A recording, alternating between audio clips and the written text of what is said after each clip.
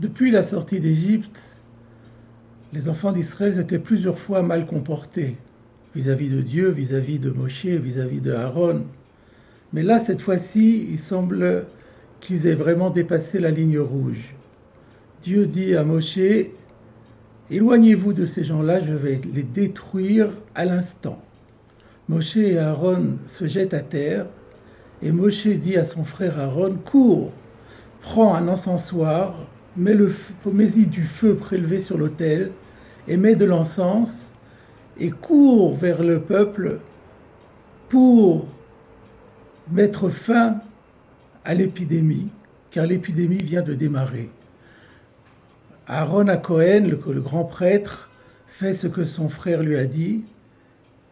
Il s'interpose, donc il court, il amène l'encens dans l'encensoir, et le texte dit qu'il s'interpose entre les morts et les vivants, et que l'épidémie a pris fin. Mais il y avait quand même 14 700 personnes qui avaient déjà disparu dans cette épidémie. Qu'est-ce que ce texte troublant vient nous enseigner? Que faut-il en retenir? Nous trouvons dans le Zohar un début de réponse à cette question. Dans la paracha de Vayera, le passage bien connu où on nous dit qu'Avram Avinu a accueilli les 3 anges, le Zohar, dans la paracha de Vayera, explique que ce qu'Avram Avinu a offert aux anges est en fait un prélude et une symbolique des sacrifices. Les 3 mesures de farine sont des farines qui symbolisent les oblations, etc. Et le Zohar nous dit que la leçon, c'est que par les sacrifices qu'on offrait, l'homme arrive à dominer les anges. Et qu'aujourd'hui, même si on n'a plus de sacrifices, en continuant à étudier et à réciter les textes qui se réfèrent aux sacrifices, alors on obtient le même résultat. Et voilà que le Zohar en vient à parler de cette Ketoret, cette offrande d'encens que le Kohen Gadol offrait à l'époque du Temple, matin et après-midi, en fin d'après-midi, avant le moment d'allumer les nérodes de la menorah, les lumières du candélabre. Et le Zohar nous raconte qu'un certain Rabbi Pinchas a rencontré Eliyahu Hanavi et il lui a demandé, dis-moi quelque chose donne-moi un conseil, quelque chose qui est utile pour les gens. Elle a dit, ce qui est très utile pour eux, c'est de réciter le rituel des sacrifices. Et puis il rajoute, et si un jour il y a, que Dieu préserve, une épidémie, alors qu'ils récitent et qu'ils disent le passage qui se réfère aux lois de la Ketoret, à la fois dans la Torah et dans le Talmud, la description du rituel de cette offrande d'encens, c'est cela qu'il doit faire et cela mettra fin à l'épidémie. Et puis ce même texte du Zohar rapporte une autre histoire d'un auteur qui s'appelle Rabbi Acha, qui est arrivé dans une ville qui s'appelait Kfar Trasha, qu'on pourrait traduire par la ville des pierres ou le village des pierres, dans lequel il y avait une épidémie.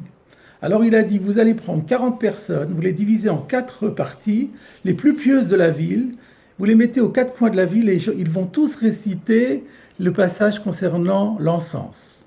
Et puis ensuite, ils sont allés vers les gens qui étaient à l'article de la mort.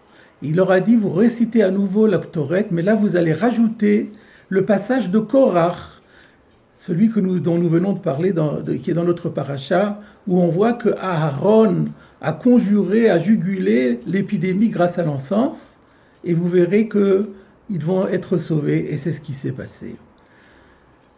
Comment comprendre cette action particulière, cette vertu particulière de la Ketoret pour juguler une épidémie?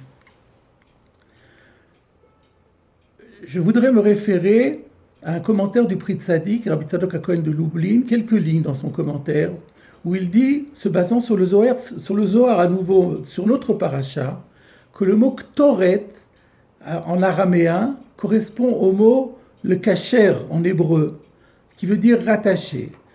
La Ketoret, c'est l'attachement avec un grand A, avec un A majuscule. C'est le lien avec un L majuscule.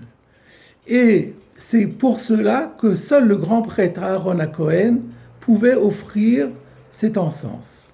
Pour bien comprendre ce que veut dire, ce que suggère Rabbi Tzadok HaKohen de Lublin, je voudrais me référer à un commentaire du Maharal de Prague sur la Mishnah des Pirkei Avot, où Hillel nous dit qu'il faut être un disciple de Aaron HaKohen, Ohev Shalom, aimer la paix, Rodev Shalom, poursuivre la paix, Ohev et Abriot, aimer les créatures, ou Mekarvan la Torah, les rapprocher de la Torah. Le Maharal demande, mais où est-ce qu'on voit dans l'histoire que Aaron HaKohen était féru de ces qualités? Et il l'explique à partir d'un midrash que nous avons sur une autre paracha et qui est rapporté par Rashi. Lorsqu'au début de la paracha, Korach vient avec 250 princes qui demandent tous à être Kohen Gadol, le midrash leur dit que la réponse de Moshe Rabbeinu a été la suivante. Nous n'avons qu'un seul Dieu. Nous n'avons qu'un seul tabernacle. Dans ce tabernacle, une seule arche, un seul autel, et nous n'avons qu'un seul grand prêtre. Quelle est la signification quelle est la leçon que Moshe Rabbeinu veut adresser à ces personnes?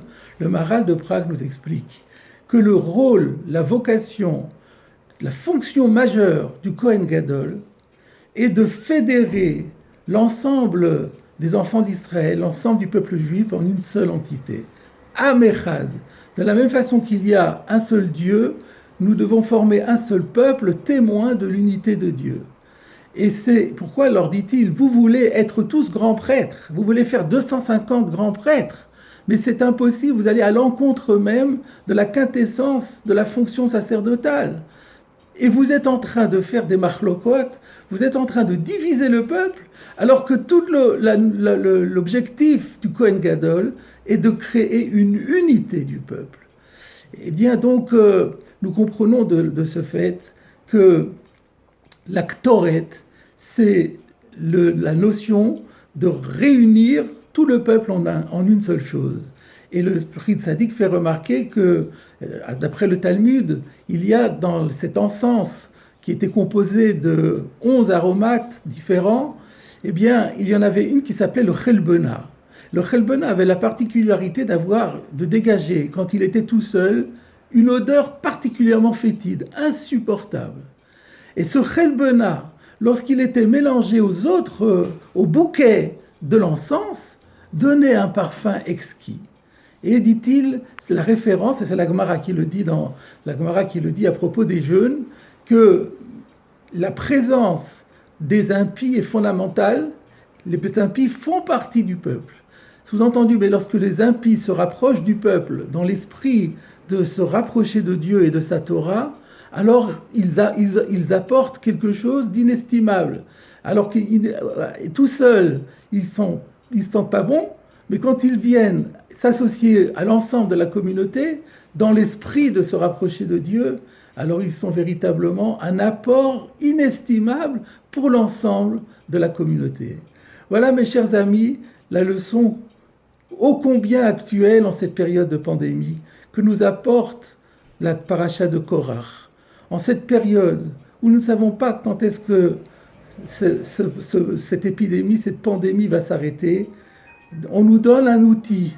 Cet outil, c'est de lire 2 fois, le matin et l'après-midi, la paracha de la Ktoret et également le commentaire talmudique sur cette Ktoret, en y intercalant, en rajoutant conformément au modèle qui nous a été offert dans le Zohar par Rabbi Acha, en rajoutant les quelques versets que nous lisons dans la paracha de Korach, où l'on nous raconte que Aaron est arrivé à juguler cette épidémie grâce justement à cette Ktoret.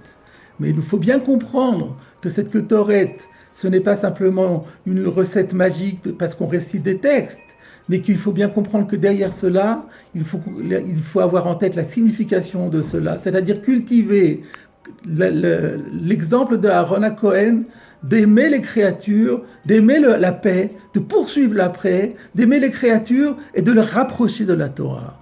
La fin du passage de Rabbi Acha, c'est que il s'est endormi, il a entendu une voix qui lui dit « Attention, ça suffit pas ce que tu as fait, il faut que tu leur fasses faire teshuva ». Alors il s'est levé et il leur a fait faire teshuva. Ils se sont tous ils ont tous décidé de se rapprocher de la Torah et de se dévouer complètement à la Torah. Et alors on a changé le nom de la ville. Au lieu de s'appeler ville de pierre, elle s'est appelée Matam Chassia, la ville qui jouit de la protection divine. Fassions-nous que le monde entier puisse s'appeler Matam Chassia. Shabbat Shalom.